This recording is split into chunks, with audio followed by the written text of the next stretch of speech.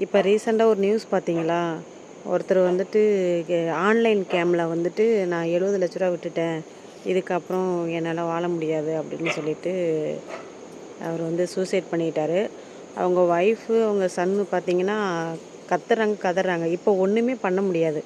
நெறைய பேர் பார்த்தீங்கன்னா, அந்த ஆன்லைன் கேம்ல நான் இவ்வளோ சம்பாதிச்சேன், அவ்வளோ சம்பாதிச்சேன் அப்படின்னு சொல்லிட்டு ப்ரொமோட் பண்ணுறாங்க.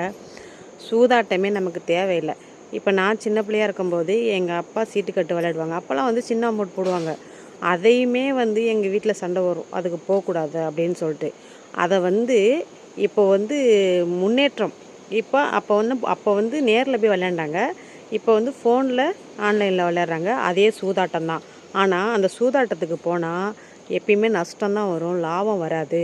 நம்மள ஆசை காட்டி தான் அந்த கேமை விளையாட வைப்பாங்க. எப்பயுமே நமக்கு கிடைக்குன்னு சொல்ல முடியாது. என்னைக்குமே உழைச்சி சம்பாதிச்சா மட்டும் தான் அது நமக்கு ஒட்டும். இல்லைன்னா ஒட்டாது. அதனால இந்த ஆன்லைன் கேமுக்கெல்லாம் போகாதீங்க. அது எப்படி தெரியுமா ஒர்க் ஆகுது?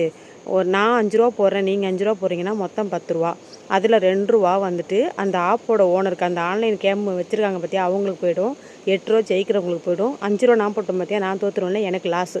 இப்படி தான் ஒர்க் ஆகும். அதனால் ஆன்லைன் கேம்லாம் வேணாம், விட்டுருங்க.